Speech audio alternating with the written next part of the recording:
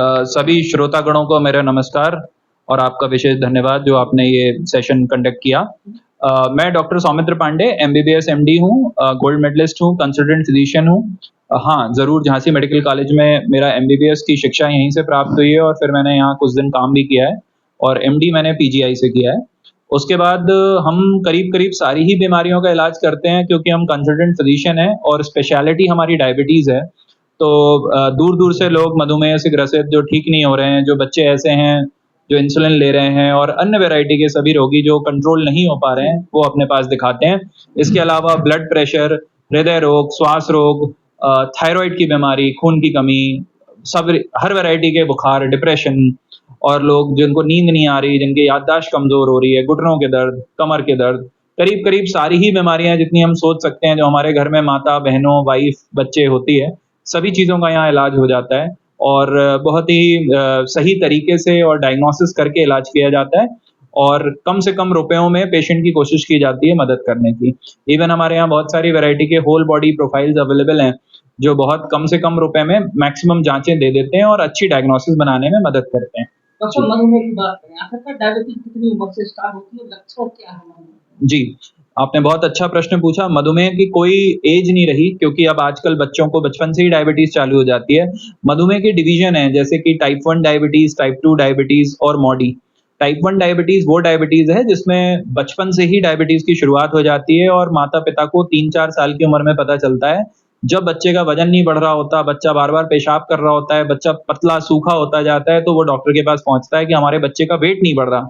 और सडनली जब उसकी डायबिटीज़ नापी जाती है तो सीधे 600, 700, 500 ऐसे डायग्नोज़ होती है। तो ऐसी स्थिति में हमेशा और हमेशा एक ही इलाज है इसका, वो है इंसुलिन।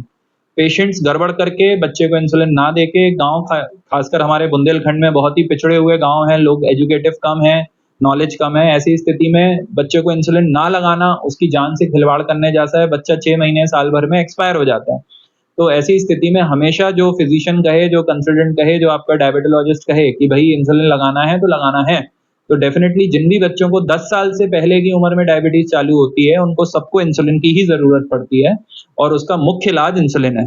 टाइप 2 डायबिटीज़ वो डायबिटीज़ है जो आजकल हमारे समाज में हर दूसरे को हो रखी है, जो मोटे हो गए हैं, स्ट्रेस बहुत है, अनियमितता है ज़िंदगी में, कभी भी उठ रहे हैं, कभी भी सो रहे हैं, बाहर का खा रहे हैं। ऐसे लोगों को जो डायबिटीज़ हो रही है, वो टाइप 2 डायबिटीज़ है। यहाँ पे बचपन में तो पैनक्रियाज़ ठीक थी, मतलब आपके इंसुलिन बीटा सेल्स नॉर्मल थी। उम्र बढ़ने के साथ धीरे-धीरे मोटापा बढ़ता गया, स्ट्रेस बढ़ता गया, अनियमितता बढ़ती गई, उसके वजह से बीटा सेल्स कम होने लगी, उसमें नुकसान होने लगा और इंसुलिन का सिक्रीशन भी कम हो गया और मोटापे की वजह से इंसुलिन का रेजिस्टेंस बढ़ गया, जिसकी वजह से जो इंसुलिन शरीर में है, वो काम नहीं कर पा रहा है और ये टाइप 2 डायबिटीज़ है। और आजकल एक और नए वैरायटी की डायबिटीज़ होने लगी है, जो आजकल बहुत ज़्यादा तेज़ी से हमारे समाज में बढ़ रही है, खासकर अर्बन पॉपुलेशन में, शहरी क्षेत्रों में।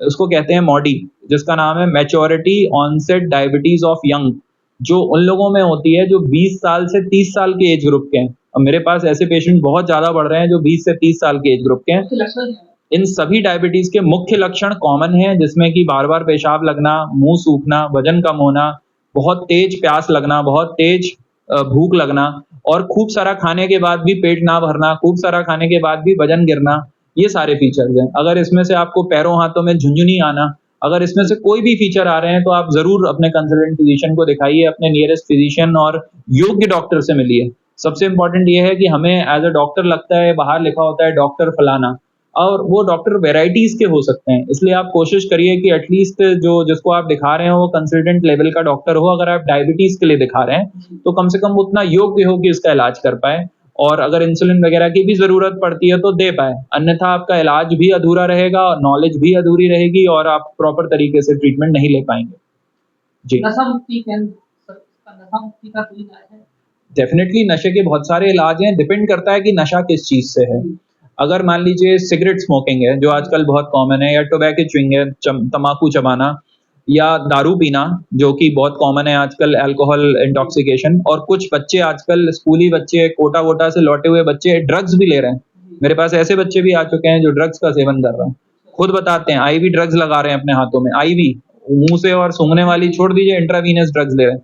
डेफिनेटली ऐसे बच्चों का इलाज संभव है, बट ऐसे बच्चों को नशा मुक्ति केंद्र की कुछ दिन जरूरत पड़ सकती है। तो अपने झांसी में वेरियस अलग-अलग बहुत सारे नशा मुक्ति केंद्र अब तो बन चुके हैं और वहाँ पे उसका प्रॉपर इलाज भी संभव है।